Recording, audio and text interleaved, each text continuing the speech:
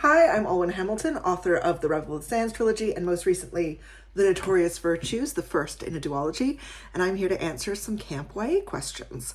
So the first question is, Rebel and Notorious Virtues are based in the same world, but in two different time periods. What was it about the 1920s that drew you in? So yeah, if you don't know what Notorious Virtues is about, I kind of pitch it as 1920s New York heiresses meets grim fairy tales.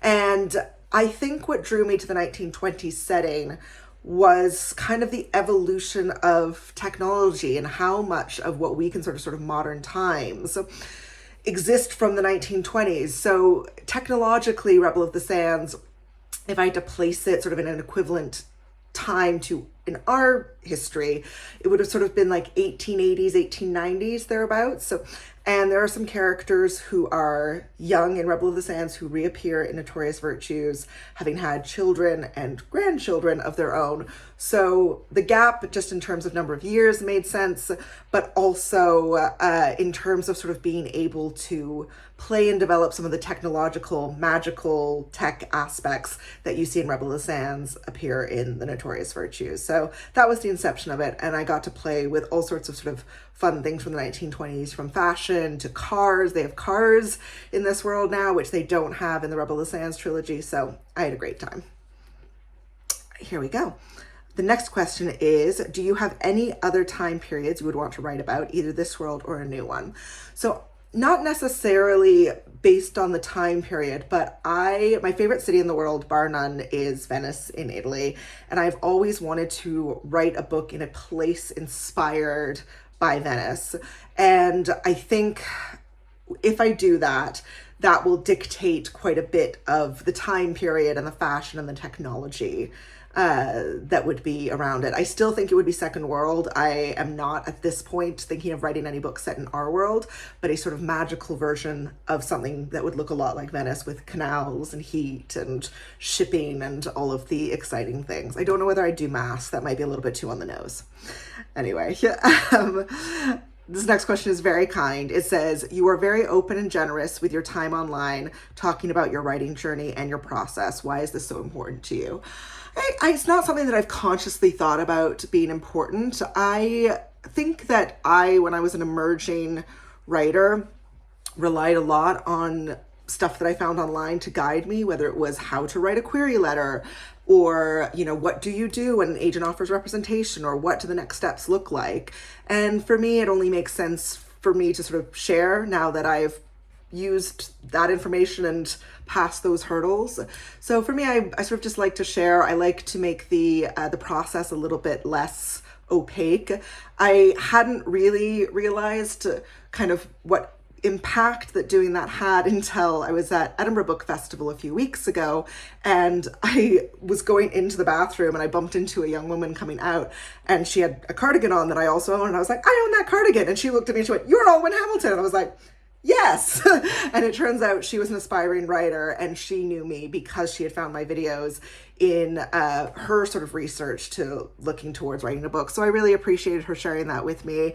And if the information is helpful to anyone, I think that's great. Always to remember that everyone's path to publication is a little bit different. Let's see. Looking back, what piece of advice would you give yourself at the start of writing Notorious Virtues? Notorious Virtues, if I'm being completely candid, is my difficult second album. I sort of thought that you hear a lot from authors about their difficult second book and how difficult it was. My second book technically is Traitor to the Throne, and I didn't have that hard a time writing it. Like, I had a hard time writing it as I have with any other book. And so I sort of thought I'd overcome the difficult second album hurdle. What I hadn't considered is that Traitor to the Throne is a sequel. And so it's not really a second book. It is a continuation of the work I had already done for my first book. So my difficult second book turned out to be The Notorious Virtues very much. And I think the advice that I would give myself looking back to make it not be such a difficult process is advice that I know now much more consciously, that no two books get written the same way. I think I was over-reliant on the process that had worked for me for Traitor to the Throne and Hero at the Fall, my second and third book in my trilogy. what had worked for that, I thought I could just kind of apply that to Notorious Virtues and that would work as well. What I hadn't taken into consideration was that this was new characters that I didn't know as well, a sort of different environment. Even though it's the same world, it's a completely different city, it's a completely different magic system, it's a completely different sort of mythology. And I hadn't taken into consideration that, and also the fact that I was writing in multiple points of view, whereas Rebel of the Sands is in one point of view, would make this a difficult book to write, or a different book to write than my original trilogy. So I think I would have told myself, I could go back in time, that it's not going to be the same as writing the trilogy. Don't just sort of use as a crutch the tools that you found worked for your trilogy. Develop new tools. And I have done that over the period of time, but I could have done it a lot earlier. Let's be honest. Lovely. Next question is, you've spoken about meeting Tessa Kennedy as one of the sparks of inspiration for the novel. Is there something specific that you trace this inspiration to in the final copy of your book? So, Tessa Kennedy, if you don't know, is, among other things, the mother of Wesley from The Princess Bride, the actor who plays Wesley. And she was a sort of runaway heiress, essentially. She was a cause célèbre of the 1960s because she was the daughter of a minor lord who eloped with a painter. She tried to elope to Gretna Green. That didn't end up working out, so she wound up in sort of revolution Cuba and getting married on the land of a mobster, and then fleeing Cuba with a bunch of National Geographic reporters on a boat and winding up either in Florida or New York, I don't remember. All this sort of crazy life stuff. And I met her much later in her life when she was selling off her estate with Christie's, the auction house I used to work with. And I just happened to Google her and all of this crazy information came up out of her. And I was just like, I want to write something about a cool, glamorous heiress. So, well, there isn't sort of a direct beat for beat of someone who has her storyline. Her sort of scandalousness and fearlessness and just going for it probably inspired Nora, who is one of the main characters of the Notorious Virtues.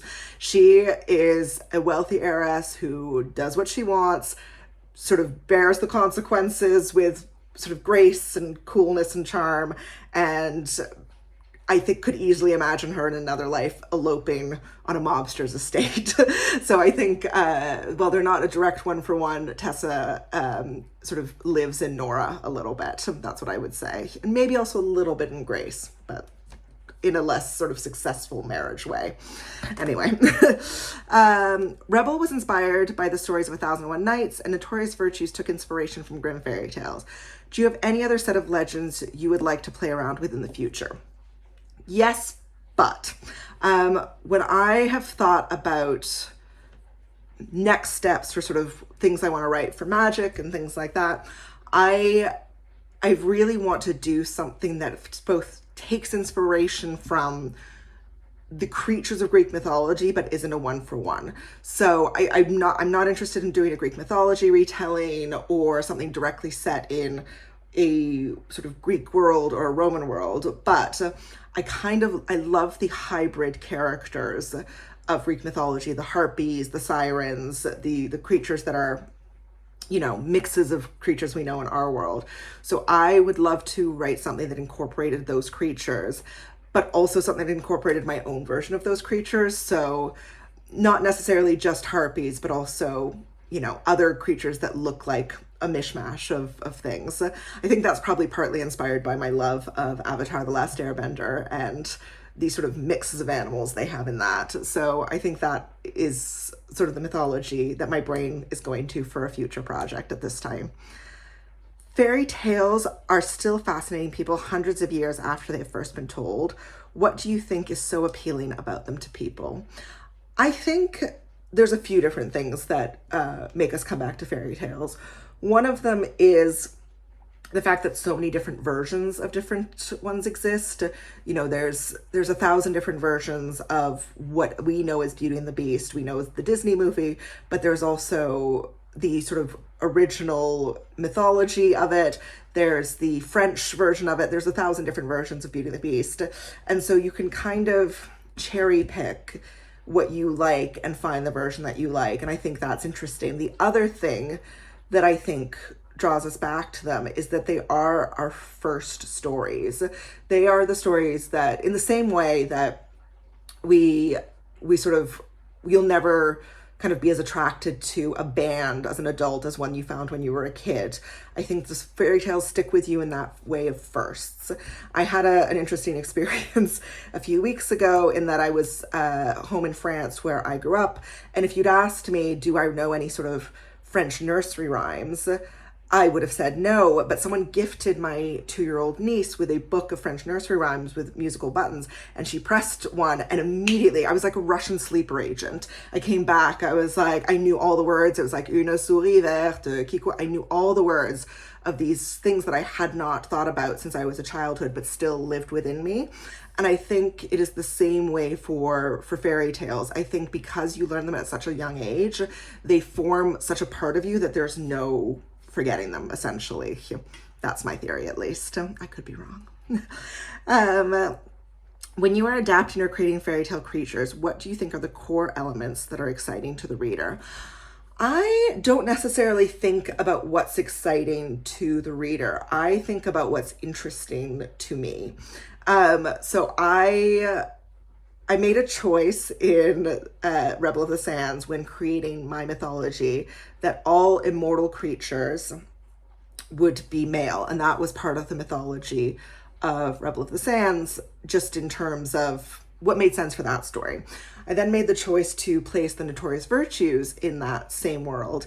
And that thing I had imposed on myself became much more difficult in a world inspired by more Nordic mythology, more European mythology, because there are so many interesting mythological creatures that are female spirits of the woods, of trees, of sort of sirens that lure you into their lakes. So things like that I would have been very natural to include if I hadn't made that rule for myself. So I had a really interesting time kind of fitting what I wanted to do with the mythology that I was now moving to into the rules of the world that I had made for myself. So that was interesting, I'm gonna say, since the question was about what's interesting. Let's see. If you could bring characters from any book into the world of Notorious Virtues, who would it be and why? And follow-up question, if it was someone from Rebel of the Sands, how would they get on?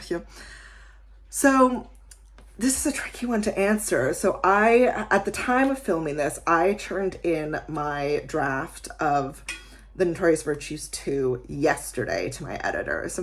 And currently there is an epilogue that does incorporate characters from Rebel of the Sands. So this is one of those things.